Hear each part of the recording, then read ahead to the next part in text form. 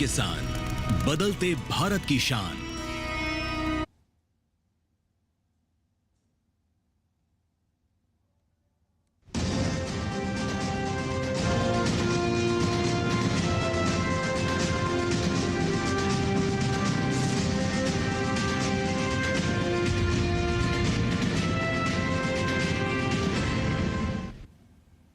नमस्कार, किसान समाचार में आप सभी का स्वागत है। सबसे पहले मुख्य समाचार। आपदा रोधी अवसंरचना पर अंतर्राष्ट्रीय सम्मेलन ICDRI 2025 को प्रधानमंत्री नरेंद्र मोदी ने किया संबोधित। प्रधानमंत्री ने ग्लोबल वार्मिंग और जलवायु परिवर्तन के खतरों के मद्देनजर तटीय क्षेत्रों, द्वीपों और छोटे द्वीपीय विकासशील देशों पर विशेष ध्यान देने की कही बात। केंद्रीय कृषि मंत्री शिवराज सिंह चौहान ने मध्य प्रदेश के सीहोर जिले में विकसित कृषि संकल्प अभियान के तहत किसान भाइयों बहनों से किया संवाद। एक राष्ट्र एक कृषि एक टीम के विजन को लेकर वैज्ञानिकों की टीम ने देश भर के किसानों से कर रहे हैं बातचीत।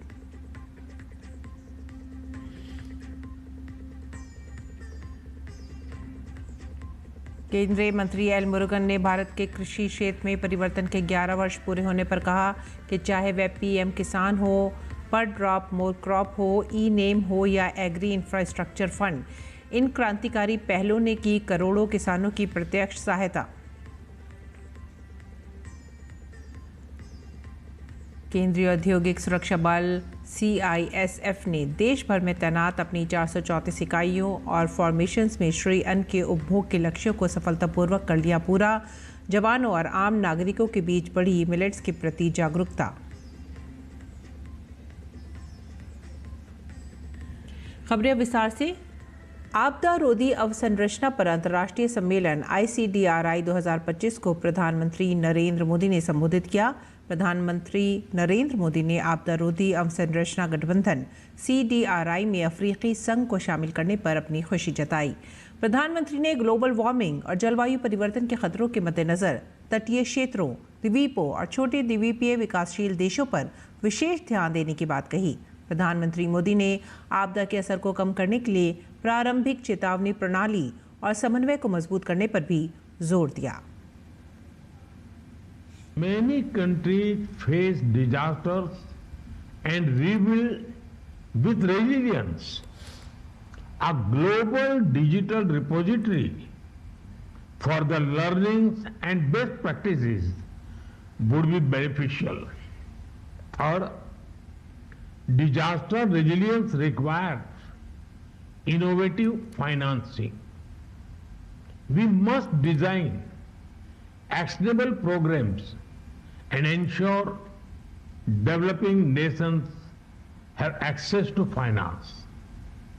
Fourth, we consider small island developing states as large ocean countries. Due to their vulnerability, they deserve special attention. Fifth, strengthening early warning systems and coordination is crucial. This helps timely decisions and effective last mile communication.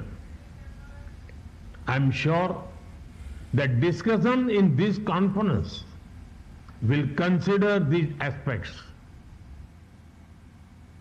प्रधानमंत्री मोदी ने कहा, इस conference की पहली बार Europe में मेज़बानी की जा रही है और मैं फ्रांस के राष्ट्रपति और फ्रांस सरकार को उनके सहयोग के लिए धन्यवाद देता हूं। इस कॉन्फ्रेंस की थीम तटीय क्षेत्रों के लिए एक लचीले भविष्य को आकार देना है।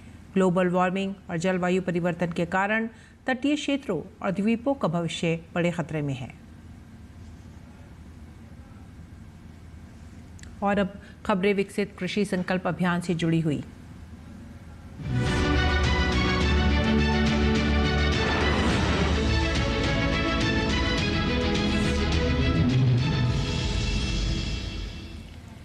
केंद्रीय कृषि व किसान कल्याण एवं ग्रामीण विकास मंत्री श्री शिवराज सिंह चौहान ने शनिवार को मध्य प्रदेश के सीहोर जिले के इछावर में विकसित कृषि संकल्प अभियान के तहत किसान भाइयों बहनों से संवाद किया। इस अभियान के तहत केंद्रीय कृषि मंत्री एक राष्ट्र एक कृषि एक टीम के विजन को लेकर वैज्ञानिकों की टीम के साथ देश भर के किसानों से संवाद कर रही हैं। अब तक विभिन्न राज्यों का दौरा कर चुके हैं, जिसमें ओडिशा के बाद जम्मू, हरियाणा, उत्तर प्रदेश, बिहार, महाराष्ट्र, पंजाब, उत्तराखंड शामिल हैं। आज इसी क्रम में शिवराज सिंह चौहान ने मध्य प्रदेश के किसानों से बातचीत की। शिवराज सिंह चौहान ने कहा कि किसान और वैज्ञानिक अगर मिलकर काम करें और लैब से लैंड जुड़ जाए तो कृषि में बड़ा परिवर्तन आ सकता है। अच्छी बीजों की किस्में किसानों तक पहुंचाने के लिए प्रयास किए जा रहे हैं। अच्छे बीजों से 1.5 गुना ज़्यादा पैदावार की जा सकती है। वैज्ञानिकों की टीम गांव-गांव जाकर खेत की ज़रूरत, उसकी उर्वरता क्षमता, क्षेत्र की जलवायु व अन्य परिस्थितियों के अनुसार किसानों तक सही जानकारी पहुंचाने का कार्य कर रही है। गौरतलब है कि इस विकसित कृषि संकल्प अभियान को 10 दिन पूरे हो चुके हैं। इन 10 दिनों में लाखों किसान जुड़े हैं। ये अभियान 12 जून तक चलेगा। और केंद्रीय कृषि मंत्री शिवराज सिंह चौहान और मध्य प्रदेश के मुख्यमंत्री मोहन यादव ने मध्य प्रदेश के सीहोर में विभिन्न विकास कार्यों की शुरुआत की। इस दौरान सीहोर के शासकीय पीजी कॉलेज मैदान में आयोजित कार्यक्रम में 113 करोड़ 45 लाख रुपए की विकास परियोजनाओं का लोकार्पण और भूमि पूजन किया गया। कार्यक्रम को संबोधित करते हुए केंद्रीय ग्रामीण विकास मंत्री ने कहा कि 2018 प्लस की सूची में प्रधानमंत्री आवास योजना के तहत गरीबों के लिए 14 लाख मकान स्वीकृत हुए थे। उनमें बचे लगभग 7,85,336 मकानों को भी मंजूर करने की घोषणा करता हूं। उन्होंने कहा कि प्रधानमंत्री आवास योजना के लिए सर्वे का कार्य भी चल रहा है। सर्वे के पश्चात जांच के बाद जो मांग आएगी उसको भी स्वीकृति दी जाएगी ताकि सभी गरीबों को मकान मिल जाएगा। मनरेगा के लिए मध्य प्रदेश को लगभग 6,263 करोड़ रुपए की राशि इस वर्ष दी जाएगी। उन्होंने कहा कि अभी देश में 1 करोड़ 48 लाख दीदियां लखपति बनी हैं, लेकिन कोई भी बहन गरीब न रहे, इसके लिए हमारा प्रयास निरंतर जारी रहेगा। 2047 तक विकसित भारत, ये प्रधानमंत्री नरेंद्र मोदी जी का संकल्प है और उसको पूरा करने में हम कोई कसर ना छोड़ें। हम अपने गांव को आगे बढ़ाने के काम में जुटे। मेरे प्रिय बहनों और भाइयों, पूरे देश में आप मुझे काम करते हुए देख रहे हैं। सीहोर वासियों, सीहोर जिले के बहनों और भाइयों, दिनों रात जी जान से एक ही कोशिश कर रहा हूं, कैसे खेती को आगे ले जाऊं, कैसे किसानों की जिंदगी राज्य सरकारों के साथ मिलकर हम बेहतर बनाए। और एक धुन लगी रहती, कैसी बहनें लखपति दीदी बनती रहे। वो विभाग भी प्रधानमंत्री जी ने कृपा करके मुझे सौंपा है। और एक वचन आपको देता हूं, जब तक मेरी सांस और मेरे हाथ पांव चलेंगे, मैं जनता की सेवा देश भर में करता रहूंगा, कोई कसर नहीं छोड़ूंगा। और इस अवसर पर मध्य प्रदेश के मुख्यमंत्री डॉक्टर मोहन यादव ने कहा कि क्षेत्र के किसानों को सिंचाई के लिए नर्मदा नदी का पर्याप्त पानी उपलब्ध कराया जाएगा। मुख्यमंत्री ने कहा कि अब किसानों को सिंचाई के लिए पानी की कमी नहीं होगी। हमारी सरकार हर खेत तक पानी पहुंचाने के लिए प्रतिबद्ध है। विकसित कृषि संकल्प अभियान के दौरान केंद्रीय कृषि मंत्री शिवराज सिंह चौहान ने मध्य प्रदेश की सीहोर जिले के भावखेड़ी में किसान चौपाल लगाई। इस चौपाल में बड़ी संख्या में महिला किसान भी मौजूद थीं। कृषि मंत्री ने इस मौके पर किसानों की समस्या को सुना और उस समस्या के जल्द समाधान का आश्वासन भी दिया। और देश में चल रहे विकसित कृषि संकल्प अभियान के 10 दिन पूरे हो गए हैं। केंद्रीय कृषि एवं किसान कल्याण और ग्रामीण विकास मंत्री शिवराज सिंह चौहान भी देश के कोने कोने में किसानों से मिल रहे हैं और किसान चौपाल लगा रहे हैं। मध्य प्रदेश के सीहोर जिले के इछावर में इस दौरान केंद्रीय मंत्री शिवराज सिंह चौहान से खास बातचीत की हमारे संवाददाता आदित्य श्रीवास्तव ने। देश में विकसित कृषि संकल्प अभियान चल रहा है। देश के कृषि मंत्री पूरे देश भर में घूम रहे हैं और मध्य प्रदेश में पहुंचे हैं। शिवराज सिंह चौहान जी हमारे साथ मौजूद हैं। शिवराज जी, एक बड़ा अभियान, 15 दिन का ये पूरा अभियान और लगभग अब आधा हो चुका है। क्या रिस्पॉन्स सबसे पहले आपने अब तक पाया? हमारी कोशिश है कि केंद्र, राज्य, वैज्ञानिक, एग्रीकल्चर यूनिवर्सिटी, कृषि विज्ञान केंद्र, उन्नत किसान मिलके खेती के बारे में एक टीम के रूप में सोचे और लैब में जो प्रयोग होते हैं वो सही अर्थों तक, लैंड तक पहुंचे, किसान तक पहुंचे। और इसलिए पूरे देश के वैज्ञानिक निकले हुए हैं, आपने देखा, और गांव-गांव जा रहे हैं किसान और वैज्ञानिक कृषि विभाग के साथ मिलकर चर्चा कर रहे हैं कि हम खरीफ की फसल के लिए और क्या कदम उठाएं, कौन से बीज किस माटी के लिए उपयुक्त है, जलवायु परिवर्तन के असर को कैसे कम किया जाए, उत्पादन कैसे बढ़ाएं, लागत कैसे घटाएं। One nation one agriculture one team का नारा दिया आपने, और वो टीम अब ग्राउंड पर है। एक क्रांतिकारी नारा ये कहें कि विकसित भारत के लिए, विकसित भारत बनाने के लिए विकसित खेती, समृद्ध किसान।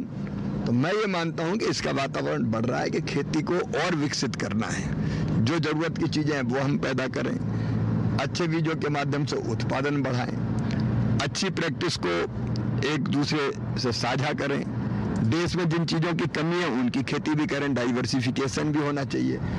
सब मुद्दों पर, वायरस अटैक है तो उसका मुकाबला कैसे करें, तो इन सब चीजों पर विचार करके एक नई दिशा कृषि को मिल रही है। ये माने कि शिवराज जी एक कृषि मंत्री के तौर पर गांव-गांव जाकर 2047 का लक्ष्य जो प्रधानमंत्री लेके चल रहे हैं उसको पूर्ति करने के लिए अभी से प्लानिंग कर चुके हैं। नहीं, प्रधानमंत्री जी का संकल्प देश के लिए है, और उनका सोच और उस रास्ते पर चलना हमारे लिए भगवान की पूजा जैसा है।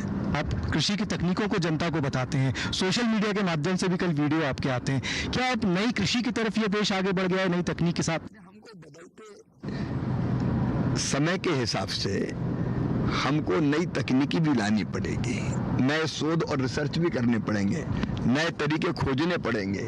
अब धरती तो इतनी ये बढ़ेगी नहीं, लेकिन बढ़ती हुई आबादी के लिए खाद्य सुरक्षा सुनिश्चित करना है, पौष्टिक आहार मिले इसका इंतजाम करना है, किसानों को दाम ठीक मिले, वो लाभ की खेती करे, इसका प्रबंध करना है, और आने वाली पीढ़ियों के लिए धरती सुरक्षित रहे ये भी सोचना है। आप किसान चौपाल भी लगा रहे हैं, आप अभी हाल में भी किसान चौपाल लगा कर आए हैं, कैसी बातें किसानों की निकल कर आ रहे हैं? क्या बड़ी सभा में एक तरफा संवाद होता है, लेकिन छोटे चौपाल में दो तरफा होता है, इसमें किसान अपनी बात भी कहता है, इसी से सही चीज निकल के आती है और इसी से फिर रास्ता हम बनाते हैं आगे। शिवराज सिंह चौहान जी हमारे साथ मौजूद थे, और इस समय कृषि अभियान जो पूरा चल रहा है, विकसित कृषि संकल्प अभियान, उसको एक तरीके से लीड कर रहे हैं, खुद ग्राउंड पर उतर कर। ये एरा जो है वो कृषि का अब देश में देखने को मिल रहा है। कैमरामैन विजय शर्मा के साथ आदित्य श्रीवास्तव, डीडी न्यूज।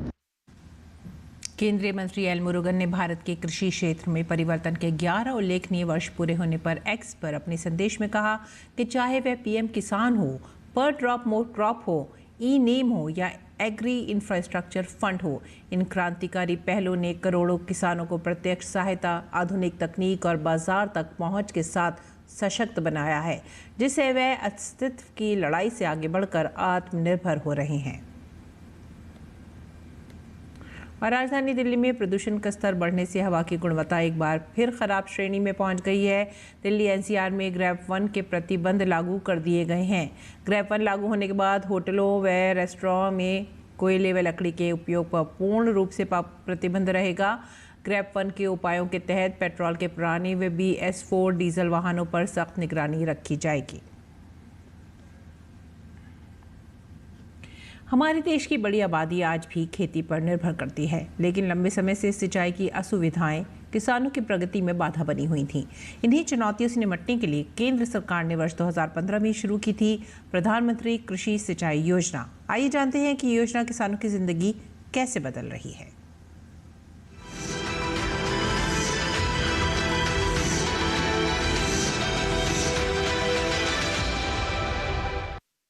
પ્રધાનમંત્રી કૃષિ સિંચાઈ યોજના આ સૌની યોજનામાંથી જ પ્રેરણા મળીને આ યોજના બની છે।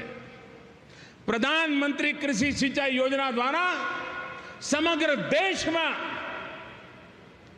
ખેતરોમાં પાણી પહોંચાડવાનું મોટું અભિયાન, મોટા પાયે પર બજેટનું એલોટમેન્ટ એની દિશામાં કામ કરી રહ્યા છે। खेती की सफलता अब केवल मानसून पर नहीं बल्कि स्मार्ट सिंचाई व्यवस्था पर निर्भर करती है। इसी सोच के साथ वर्ष 2026 तक के लिए 93,000 करोड़ रुपए की लागत से 1 जुलाई 2015 को प्रधानमंत्री कृषि सिंचाई योजना का आगाज किया गया था। इस योजना का उद्देश्य हर खेत को पानी देना, प्रति बूंद अधिक फसल सुनिश्चित करना और जल संरक्षण और आधुनिक सिंचाई तकनीकों को बढ़ावा देना है। इस योजना के द्वारा जलाशयों का व्यापक सुधार और जीर्णोद्धार किया जाता है, जिससे टैंक भंडारण क्षमता में वृद्धि होती है। योजना के तहत सिंचाई उपकरणों के लिए सब्सिडी भी दी जाती है। यही कारण है कि देश भर के गांव में ये योजना किसानों की आय बढ़ाने और खेती को टिकाऊ बनाने में मददगार साबित हो रही है। प्रधानमंत्री कृषि सिंचाई योजना भारत के भविष्य की जल संरचनाओं को और जल की आपूर्ति को बराबर बनाए रखने की एक योजना है, जिसमें हम अपने पौधे और फसल को जितनी पानी की जरूरत होती है उतना ही पानी लगता है। ड्रिप इरिगेशन एवं स्प्रिंकलर के माध्यम से जब हम पानी लगाते हैं तो जितना पानी चाहिए हम उतना पानी लगा सकते हैं। सरकार इस योजना के तहत डिम योजना लाई है, जिसे फव्वारा से पानी कम पानी खेतों में पहुंचाया जाता है। उससे पानी की भी बचत होती है और सिंचाई भी अच्छे होते हैं। 2025-26 के केंद्रीय बजट में प्रधानमंत्री कृषि सिंचाई योजना के लिए 8,259.85 करोड़ रुपए आवंटित किए गए, जिससे भारत के कृषि क्षेत्र में सिंचाई सुविधाओं को बढ़ाने और जल उपयोग दक्षता में सुधार करने के लिए सरकार की प्रतिबद्धता को बल मिला। सिंचाई योजना का उद्देश्य है कि किसानों के लिए हर खेत पे पानी पहुंचाना, और दूसरा यह है कि उस पानी को किस हिसाब से पानी को संचय करें किसान भाई और उसका प्रयोग कैसे करें। सबसे पहला है कि इसमें मोर क्रॉप पर ड्रॉप वाला सिस्टम है, क्योंकि कम पानी से अधिकतम उत्पादन लेना। इस परियोजना के अंतर्गत किसान को वर्षा का जल कैसे संचित करना है उसके बारे में भी सुविधा है। केंद्र सरकार की तरफ से 700 करोड़ के 56 प्रोजेक्ट शुरू किए गए हैं, जिसका उद्देश्य देश के बंजर और बारिश आधारित क्षेत्रों का विकास करना है। प्रधानमंत्री कृषि सिंचाई योजना का लाभ उठाने के लिए सभी छोटे और सीमांत किसान पात्र हैं। लीज एग्रीमेंट के आधार पर खेती कर रहे किसान भी इस योजना के लिए आवेदन कर सकते हैं। स्वयं सहायता समूह, ट्रस्ट, सहकारी समितियां, कंपनियां, उत्पादक किसान समूह और अन्य संस्थाएं भी इस योजना का लाभ उठाने के लिए पात्र हैं। इसके लिए आधार कार्ड, पहचान पत्र, जमीन के कागजात, bank account passbook, passport size photo, mobile number आदि की जरूरत है। योजना के लिए कृषि और किसान कल्याण मंत्रालय की आधिकारिक वेबसाइट के माध्यम से या निकटतम कॉमन सर्विस सेंटर पर जाकर आवेदन कर सकते हैं। Bureau report, DD news.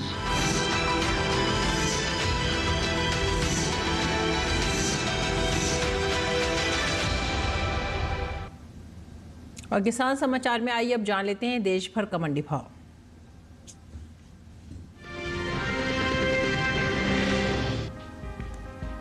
देश भर के प्रमुख राज्यों में रबी विपणन 2025-26 के दौरान गेहूं की सरकारी खरीद सुचारू रूप से जारी है।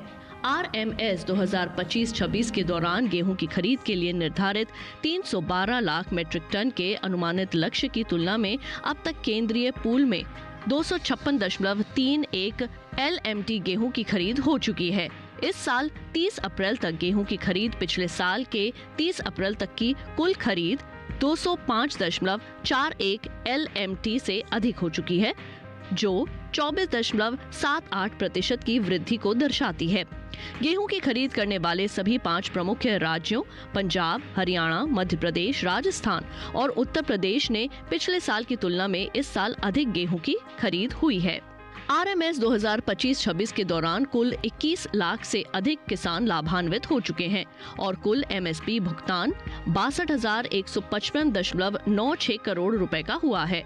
गेहूं की सरकारी खरीद में प्रमुख रूप से पंजाब, हरियाणा, मध्य प्रदेश, राजस्थान और उत्तर प्रदेश का योगदान है, जहां पंजाब से 103.89 MLT, हरियाणा से 65.67 LMT, मध्य प्रदेश से 67.57 LMT, राजस्थान से 11.44 LMT और उत्तर प्रदेश से 7.55 LMT गेहूं की खरीद हुई है। वहीं पैदावार को देखें तो कृषि एवं किसान कल्याण मंत्रालय ने साल 2023-24 के लिए प्रमुख कृषि फसलों के दूसरे अग्रिम अनुमान के आंकड़ों को जारी किया है, जिसके मुताबिक साल 2024-25 के दौरान रबी गेहूं की उपज 1154,30,000 टन होने का अनुमान है। वहीं अगर इसकी तुलना बीते साल से करें तो साल 2023-24 के दौरान रबी गेहूं की पैदावार 1132,92,000 टन थी। घरेलू स्तर पर गेहूं की पैदावार अच्छी होने की वजह से देश में गेहूं की उपलब्धता पर्याप्त मात्रा में है। बता दें कि केंद्र सरकार ने कुछ समय पहले ही गेहूं की एमएसपी में बढ़ोतरी की है। सरकार के इस फैसले से किसानों को उनकी फसलों की उचित कीमत मिलेगी, साथ ही किसानों की आय में भी वृद्धि होगी। साल 2024-25 के दौरान गेहूं की एमएसपी 2300 रुपए प्रति क्विंटल थी, जिसे साल 2025 के दौरान 150 रुपए प्रति क्विंटल बढ़ाकर 2450 रुपए प्रति क्विंटल कर दिया गया है।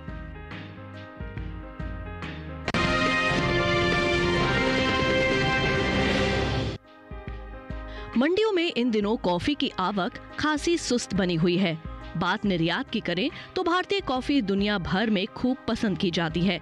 भारत अब वैश्विक स्तर पर 7वां सबसे बड़ा कॉफी उत्पादक देश है, जिसका निर्यात वित्त वर्ष 2023-24 में $1.29 बिलियन तक पहुंच गया है। ये 2020 से 2021 के $719.42 मिलियन से लगभग 2 गुना है। भारतीय कॉफी अपने अनोखे स्वाद की वजह से वैश्विक बाजार में इसकी मांग लगातार बढ़ती जा रही है। जनवरी 2025 की पहली तिमाही में भारत ने इटली, बेल्जियम और रूस के अलावा दूसरे देशों के साथ 9,300 टन से अधिक कॉफी का निर्यात किया है। भारत में कॉफी की पैदावार का लगभग 3/4 हिस्सा अरेबिका और रोबस्टा किस्म की कॉफी का है। इनमें मुख्य रूप से बिना भुने बीन्स के रूप में निर्यात किया जाता है। हालांकि भुनी हुई यानी रोस्टेड और इंस्टेंट कॉफी जैसे उत्पादों की मांग बढ़ने से निर्यात में तेजी आई है। भारत में पहले के मुकाबले कॉफी की मांग चाय की तुलना में बढ़ी है, जिसकी वजह से भारत में कॉफी की खपत में लगातार बढ़ोतरी हो रही है। भारत में इसकी मांग शहरी और ग्रामीण दोनों क्षेत्रों में देखने को मिल रही है। इसकी खपत की बात करें तो कॉफी की घरेलू स्तर पर खपत साल 2012 में 84,000 टन थी, जो कि साल 2023 तक आते आते 91,000 टन हो गई। बता दें कि भारत के कर्नाटक राज्य में दूसरे राज्यों के मुकाबले कॉफी की सबसे ज्यादा पैदावार देखने को मिलती है। साल 2022-23 में कर्नाटक में कॉफी की पैदावार 2,48,020 टन रही थी। इसके बाद केरल और तमिलनाडु का स्थान आता है।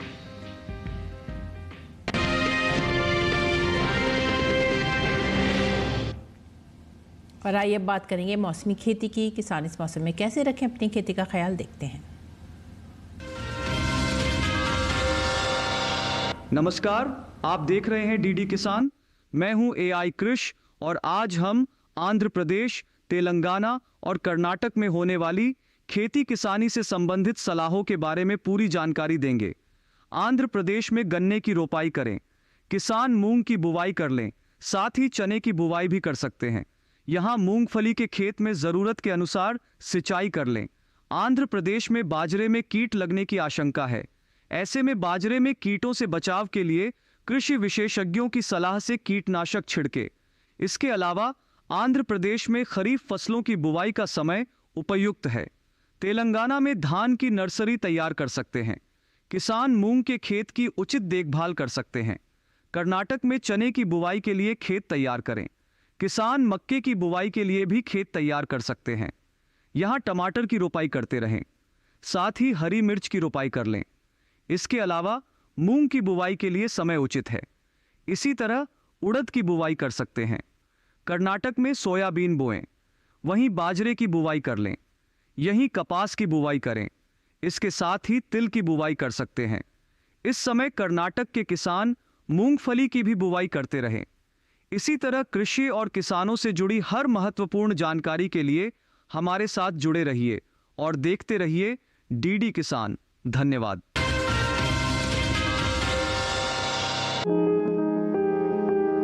लौकी को गर्मी और बरसात दोनों में बोया जा सकता है। मैदानी भागों में गर्मी की फसल की बुआई की जा सकती है। बुआई से पहले खेत से खरपतवार को पूरी तरह से साफ कर लें और जमीन को समतल कर लें।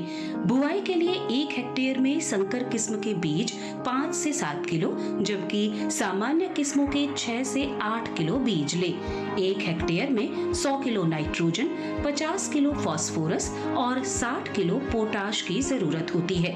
सभी उर्वरक आधार खुराक के रूप में यानी बोते समय ही दें। बात अगर सिंचाई की करें तो शुरुआत में फसल की जरूरत के हिसाब से और फूल आने पर 5वें दिन पानी देते रहें।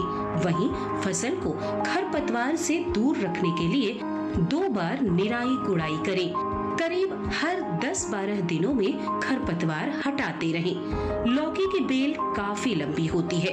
इसकी खासियत ये है कि आप कम जगह में भी इसकी खेती कर सकते हैं। कीड़े और सड़न से बचाने के लिए बेलों को तार की बाड़ या लकड़ी के मचान पर फैला दें। इससे न सिर्फ बीमारियों से बचाव होगा बल्कि पैदावार भी बढ़ेगी।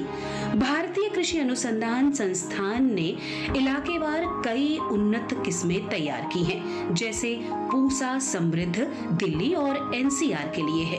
1 हेक्टेयर में 270 से 300 क्विंटल तक पैदावार देने वाली ये किस्म 50 से 55 दिनों में तैयार हो जाती है। वहीं पूसा हाइब्रिड 3 हरियाणा और दिल्ली, इसके अलावा उत्तर प्रदेश और पंजाब के लिए अच्छी है। लौकी की फसल में फल मक्खी का हमला हो सकता है। इससे बचाव के लिए विशेषज्ञों की सलाह पर उचित दवाओं का छिड़काव करें। दवा का छिड़काव सिर्फ उसी जगह पर करें जहां फल मक्खी का प्रकोप ज्यादा हो। छिड़काव मौसम साफ रहने पर करें। पत्तियां गीली नहीं होनी चाहिए, वरना दवा असर नहीं करेगी। जरूरत के हिसाब से दवा की मात्रा घटा या बढ़ा सकते हैं।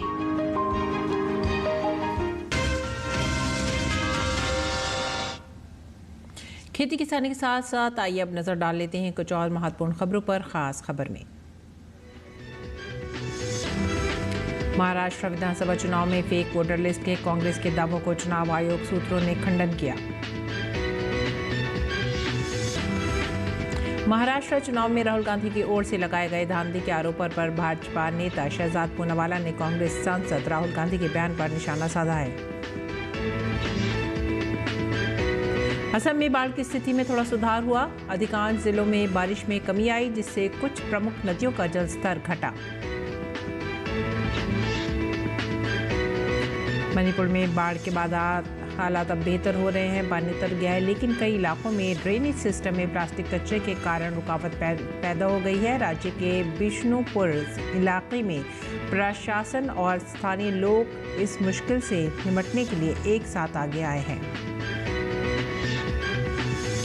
जम्मू कश्मीर के उपराज्यपाल मनोज सिन्हा ने श्रीनगर के राज्य भवन में श्री अमरनाथ श्राइन बोर्ड की 49वीं बैठक की अध्यक्षता की। बैठक में सभी संबंधित विभागों की तैयारियों की व्यापक समीक्षा की गई। और इसी के साथ ही आप हमारी पूरी टीम को दीजिए आज्ञा। नमस्कार।